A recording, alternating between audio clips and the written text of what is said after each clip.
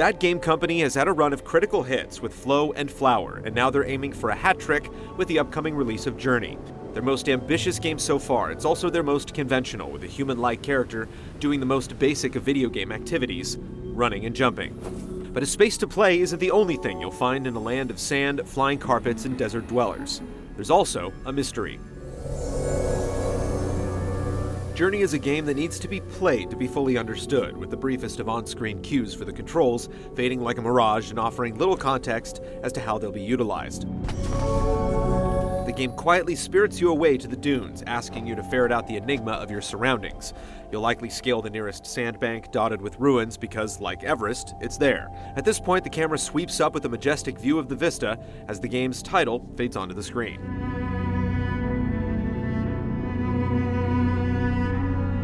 Geometric shapes twinkle in the distance, begging to be explored, so you tumble down the dunes, surfing the sand. There are more ruins, tattered tapestries, and most important, a scarf, which gives the ability to float in the air, and with a whistle or two, cause other objects to act in odd, unexpected ways.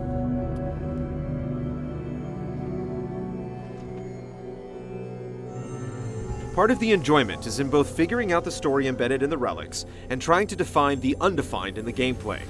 Journey seems to run on internal logic, and while the act of jumping around to get from point A to point B is a classic notion, Journey attempts to make the tried and true more interesting. Your scarf and whistle can interact with your surroundings, sending hundreds of pages fluttering into the air, for example. Rugs are unburied, then freed from gravity, so they too can skip along the horizon. Dilapidated banners are transposed, knitted together into arching, if wobbly, suspension bridges, leading to more forgotten finds. There's certainly an emphasized artistic vibe here, but Journey is a game complete with goals, levels, and even hidden things to find. Excavating a waterfall of sand can net you a scarf upgrade, or another wordless vision projected from statues and glyphs. The secrets of the sands seem to be plentiful, and we've glimpsed dark caverns later on in the game, allowing for even more locations. Multiplayer is also present, and peculiar, where another player can act as a passing stranger, an anonymous fellow traveler you may whistle around with or simply ignore.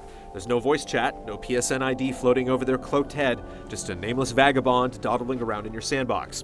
Of course, you're playing the same role in their world, creating an interesting situation where you're both the host and the guest. What other mysteries does Journey harbor? Check back for our full review mid-March to see what we can discover and uncover about this intriguing project.